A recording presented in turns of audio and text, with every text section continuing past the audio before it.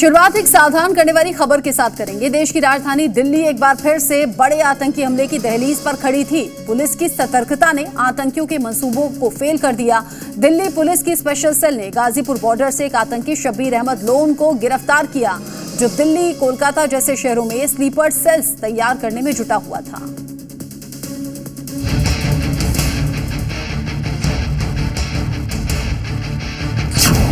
दिल्ली में बड़ी आतंकी साजिश नाकाम हुई है। खुंखार आतंकी शब्बीर अहमद लोन शिकंजे में है। इस आतंकी ने दिल्ली से कोलकाता तक स्लीपर सेल का जाल बिछाया था। राजधानी दिल्ली का गाजीपुर बॉर्डर, यहीं से हुई आतंकी शब्बीर अहमद लोन की गिरफ्तारी ने सुरक्षा एजेंसियों के कान खड़े कर दिए। दिल्ली पुलिस ने जिस आतंकी को पकड़ा है वो कोई साधारण क्रिमिनल नहीं है, बल्कि एक ट्रेंड आतंकी है, जिसने पाकिस्तान की सरजमी पर आतंक का कहरा सीखा है। शब्बीर लश्कर के प्लान दिल्ली को एक्टिवेट करने की फिराक में था। दिल्ली पुलिस और सुरक्षा बलों को इसके खौफनाक प्लान की भनक लगी तो जाल बिछाकर उसे गाजीपुर बॉर्डर पर दबोच लिया गया। 15 फरवरी और 21 फरवरी को स्पेशल सेल की टीम ने, इसी टीम ने कलकत्ता में और त्रिपुर डिस्ट्रिक्ट तमिलनाडु से 8 लोगों को गिरफ्तार किया था। आतंकी शब्बीर ने बांग्लादेश में अपना सुरक्षित ठिकाना बना रखा था और वहीं से कोलकाता में अपना लॉन्चिंग पैड तैयार किया।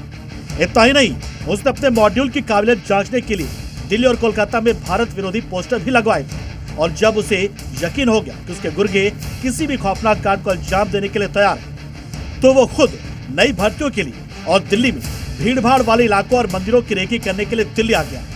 दिल्ली पुलिस की स्पेशल सेल ने पाकिस्तान में ट्रेनिंग ले चुके एक ट्रेंड आतंकी शब्बीर अहमद लोन को गिरफ्तार किया है। इस वक्त आप स्पेशल सेल की कस्टडी में देख सकते हैं, यही शब्बीर अहमद लोन है जो कि बांग्लादेश में अपना बेस बनाकर भारत के खिलाफ एक बड़ी साजिश रच रहा था। शब्बीर का मकसद दिल्ली में भीड़भाड़ वाले बाजारों और धार्मिक स्थलों पर धमाका करना था और इसके लिए बाकायदा वो बेरोजगार युवाओं को बरगला कर नया स्लीपर सेल तैयार कर रहा था।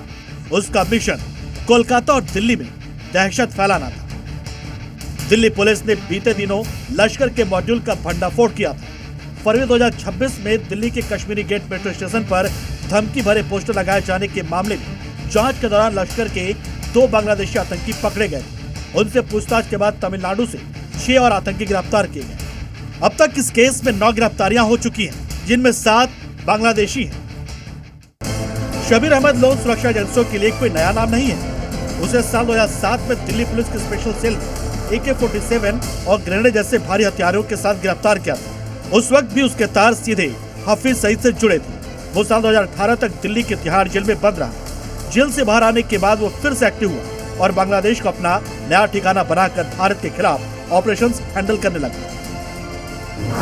गिरफ्तारी के बाद पुलिस अब शब्बीर से ये उगलवाने की कोशिश कर रही है कि उसके संपर्क में और कितने लोग थे। भारत की सुरक्षा एजेंसियां उनके हर मंसूबों को नाकाम करने के लिए पूरी तरह तैयार है। ब्यूरो रिपोर्ट, जी मीडिया।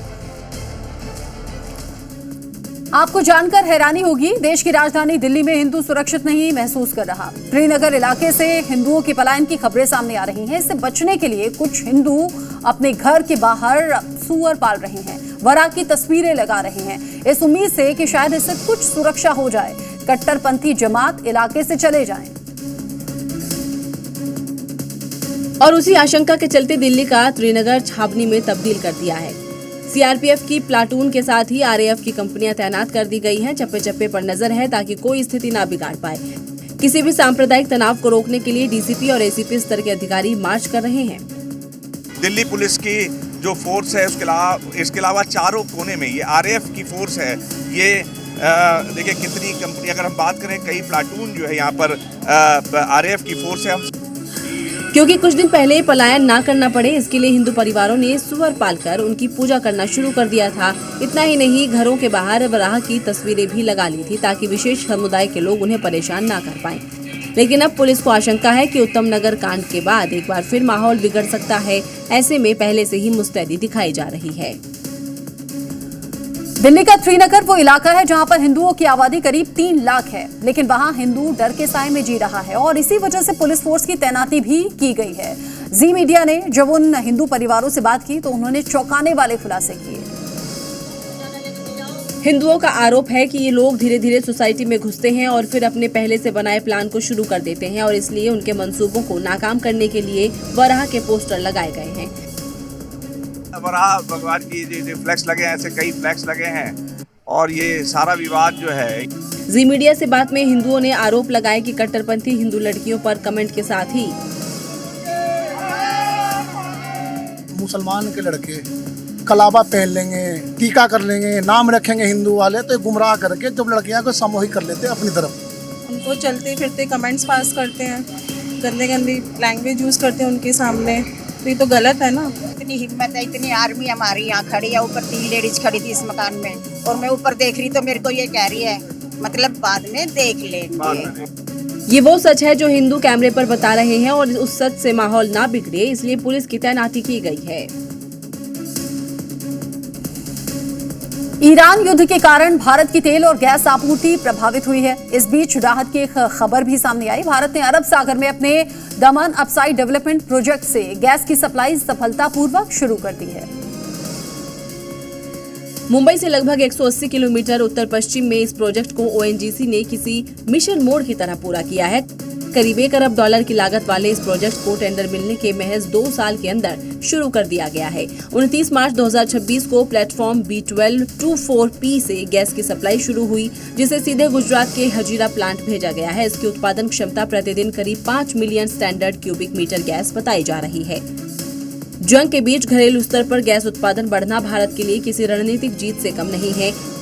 ये प्रोजेक्ट इतना खास क्यों है? क्योंकि ये प्रोजेक्ट भारत की घरेलू गैस उत्पादन क्षमता को बढ़ाएगा, आयात पर निर्भरता कम करने में मदद मिलेगी, ऊर्जा सप्लाई को ज्यादा स्थिर और सुरक्षित बनाएगा, वैश्विक संकट के बीच सप्लाई शॉक से बचाव होगा। इस प्रोजेक्ट से निकलने वाली गैस का सीधा फायदा आम आदमी और उद्योगों को मिलेगा। उत्तर प्रदेश में एलपीजी संकट की अफवाहों और गैस की जमाखोरी के खिलाफ योगी सरकार बेहद सख्त है। कालाबाजारियों पर प्रशासन पैनी नजर बनाए हुए है और शहर शहर छापेमारी हो रही है, जिसका नतीजा है बड़े पैमाने पर जमाखोरों की गिरफ्तारी हुई है। क्योंकि सीएम योगी का सख्त निर्देश है कि आम आदमी को पेट्रोल डीजल के साथ साथ एलपीजी गैस आसानी से मिलती रहे। यही कारण है कि उत्तर प्रदेश में 1 महीने के अंदर 17,000 से ज्यादा जगहों पर छापेमारी हुई है। 17 जमाखोर गिरफ्तार भी हुए हैं। सीएम योगी का सख्त निर्देश है कि एलपीजी सिलेंडर और पेट्रोल डीजल की जमाखोरी और कालाबाजारी किसी कीमत पर ना हो पाए। इसको लेकर योगी सरकार ने सख्त कदम भी उठा लिया है। पेट्रोलियम पदार्थों और गैस के संकट की अफवाह फैलाने वालों और काला बाजारों पर प्रदेश में लगातार शिकंजा कसा जा रहा है। अफवाह गैंग और मुनाफाखोरों पर पुलिस की पैनी नजर है। जमाखोरी और कालाबाजारी पर रोक के लिए अब तक 17,581 जगहों पर छापे मारे जा चुके हैं। इस विशेष अभियान में अभी तक 222 एफआईआर दर्ज की गई और कार्रवाई के दौरान 17 लोगों को गिरफ्तार किया गया है। 24 घंटे कंट्रोल रूम काम कर रहा है। सिलेंडर के संकट की अफवाहों के बीच उत्तर प्रदेश सरकार बेहद सख्त है और उपभोक्ताओं तक समय पर सिलेंडर पहुंचाने की व्यवस्था कर रही है ताकि किसी को कोई दिक्कत न आए। कई बार वार्निंग देने के बाद भी सिलेंडर के जमाखोर और कालाबाजारी करने वाले सुधरे नहीं, तो प्रशासन ने एक्शन तेज कर दिया और एमपी से लेकर राजस्थान तक जगह जगह छापेमारी की गई। एमपी के भोपाल में 50 सिलेंडरों से भरी एक मिनी ट्रक को पकड़ा गया है और सिलेंडरों से भरा मिनी ट्रक गैस एजेंसी के गोदाम में होना चाहिए, लेकिन वो कोलार रोड इलाके के घर के अंदर छिपाकर खड़ा किया हुआ था। ये देखिए, ये इंडियन गैस की ये गाड़ी है और ये इस पर लिखा हुआ है सिद्धार्थ इंडियन। ये देख लीजिए, और ये तो जखीरा है। राजस्थान के अलवर में प्रशासन ने इसराइल खान के परिसर से 15 गैस सिलेंडर बरामद किए। इसमें 14 घरेलू और एक कमर्शियल सिलेंडर भी शामिल है। नाम मिश्रा जी, तो ये सिलेंडर क्यों रख रखे तूने घर में? सिलेंडर रख रखे परिवार के, ये सारे के सारे हैं इतने सिलेंडर। राजस्थान के जयपुर में भी गैस माफियाओं पर बड़ी कार्रवाई की गई। रिफिलिंग करते हुए 74 सिलेंडर जब्त किए गए। वहीं मकराना शहर में भी रसद विभाग और पुलिस की संयुक्त टीम ने बड़ी कार्रवाई की। 4 अलग अलग जगहों पर छापेमारी कर 25 सिलेंडर जब्त किए गए। अप्रैल का महीना दस्तक देने वाला है, जब देश के ज्यादातर हिस्सों में हर साल गर्मी दस्तक देती है, लेकिन इस साल हिमाचल के मनाली में मौसम ने ऐसी करवट ली कि मार्च का आखिरी दिन सबको चौंका रहा है। कल से अप्रैल के महीने की शुरुआत होने वाली है और इधर अटल टनल रोहतांग के साउथ पोर्टल पर ताजा बर्फबारी शुरू हो गई है और देखते ही देखते पूरा इलाका सफेद चादर में ढक गया। मार्च के अंत में इस तरह की बर्फबारी अपने आप में बेहद खास और अनोखी मानी जा रही है, जिससे तापमान में भी अचानक गिरावट दर्ज की गई। बर्फबारी का ये नजारा पर्यटकों के चेहरे पर खुशी लेकर आया है। हालांकि लगातार हो रही बर्फबारी को देखते हुए प्रशासन ने सुरक्षा के लिहाज से सोलंग बैरियर से आगे दुपहिया और 4x2 वाहनों की आवाजाही पर रोक लगा दी है। फिलहाल सिर्फ 4x4 वाहनों को ही आगे जाने की अनुमति दी जा रही है, ताकि किसी भी तरह के हादसे से बचा जा सके।